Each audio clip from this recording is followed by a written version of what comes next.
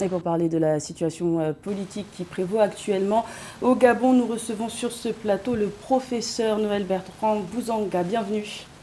Merci, bonjour. Alors, les dates du dialogue national inclusif ne font pas l'unanimité. Le dialogue va se tenir 7 mois après le coup d'État militaire qui a renversé le président Ali Bongo Ondimba. Est-ce le bon timing? C'est le bon timing. C'est le bon timing. Je pourrais même dire que le dialogue aurait pu intervenir 3 mois avant. Mais je considère que c'est le bon timing. Alors vous dites que il y a effectivement une partie de la classe politique qui n'est pas d'accord. Votre document a montré que un groupement politique a d'ailleurs appelé au retrait du décret qui appelle à l'organisation de ce dialogue. La vérité est que il est devenu un besoin et une nécessité de parvenir à ce dialogue. Et est-ce que le désaccord sur les dates peut constituer d'emblée une entrave au bon déroulement de ces assises? Je pense que le problème n'est pas lié à la date, mais plutôt aux conditions de préparation de ce dialogue. Beaucoup de membres de la société civile et l'ancienne opposition auraient souhaité des préparatifs beaucoup plus inclusifs, n'est-ce pas, et des termes de référence qui permettent de cerner à la fois les objets et les résultats de ce dialogue. Il y a un collectif qui s'appelle le collectif de la défense des victimes post-électorales 2009 et 2016 qui était réuni à Libreville le 15 mars. Les victimes post-électorales ont appelé à la prise de mesures urgentes pour que justice et réparation soient faites. Il y a un même son de cloche du côté de la coalition qui est réunie autour de Jean Ping, l'opposant farouche à Ali Bongo Ondimba. Et qui demande aussi une mise en place d'une commission vérité, justice, réparation, réconciliation avant la tenue d'un dialogue national. Quel est votre regard sur cette requête? En 2016, il y a eu une élection présidentielle et l'armée est intervenue. Elle a fait beaucoup de victimes, de morts notamment. Et 8 ans plus tard, force est de constater que les populations continuent, et légitimement d'ailleurs, demander que justice soit faite sur cette période. Mais il faut se poser la question suivante.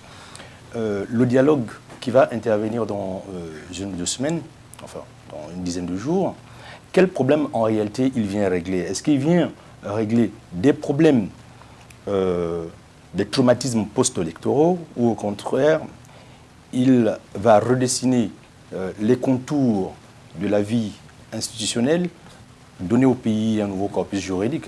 Justement, pour redessiner les contours d'un nouveau Gabon, comme c'est prévu avec ce dialogue, est-ce qu'il ne faut pas d'abord réparer le passé? Mais après, tout dépend aussi un petit peu de l'organisateur, puisque c'est le chef de l'État, le président Brice Clotaire Oligui, le CTRI, qui organise ce dialogue.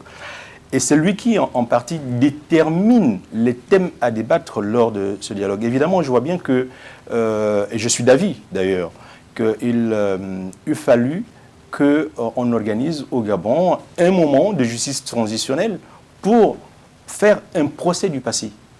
Parce qu'il y a eu quand même des exactions, des crimes économiques, des crimes humains, et ces moments ne peuvent pas passer sous silence au moment où on appelle précisément la communauté nationale à se parler et donc à se regarder dans les yeux. Comment fait-on pour dialoguer en marginalisant une question qui paraît essentielle effectivement à une bonne partie de la population gabonaise et pas que de la classe politique? Et donc il faut regarder comment cela peut se faire. Est-ce que ce moment de la justice se fera en dehors du dialogue? C'est une question, parce que de toutes les façons, je vois bien que la question n'est pas inscrite à l'ordre du jour du dialogue. Est-ce que ça se fera en dehors du dialogue? En tous les cas, j'imagine bien que le chef de l'État ne restera pas sourd à ces appels et qu'à un moment ou à un autre, de toutes les manières, il faudra bien y répondre. Les Gabonais ont connu 2 dialogues nationaux sous le président Ali Bongo Ondimba en 2007 et en 2023. En quoi ce dialogue national inclusif, là, d'avril prochain, peut-il être différent? Comment susciter l'engouement et assurer une démocratie participative? Les Gabonais aiment se parler, c'est dans leur ADN, ce n'est pas nouveau. Et chez nous, les dialogues sont importants. Vous vous en rappelez d'eux, mais il y a eu déjà aussi la conférence nationale. Et d'une certaine manière, le dialogue en préparation donne à peu près les mêmes espoirs que ceux suscités en 1990 lors de la conférence nationale, c'est-à-dire qu'il est un moment effectivement transitionnel de passage et de rupture. Et donc celui en préparation est censé devoir apporter un souffle nouveau à la vie nationale, à la vie des institutions. Et concrètement, qu'est-ce qu'on peut attendre de ce Mais dialogue? qu'est-ce qu'on attend? Première chose, c'est déterminer la durée de la transition. C'est inscrit dans le décret qui appelle à l'organisation de ce dialogue. Ensuite, il faut un corpus juridique qui revoit, par exemple, la carte électorale, mais également la loi électorale, ainsi de suite. Donc, concrètement, c'est d'abord cela qui va. Alors, je crois savoir qu'il y a pendant ce dialogue à peu près 3 commissions. Donc, il y a une commission politique, une commission économique et une commission sociale. Non pas que les questions sociales et économiques ne soient pas d'importance majeure, mais le premier problème que les Gabonais qu'on a envie de régler pendant le dialogue, c'est celui de la vie institutionnelle. Comment faire que demain, lors d'une élection présidentielle, celui qui a gagné soit effectivement proclamé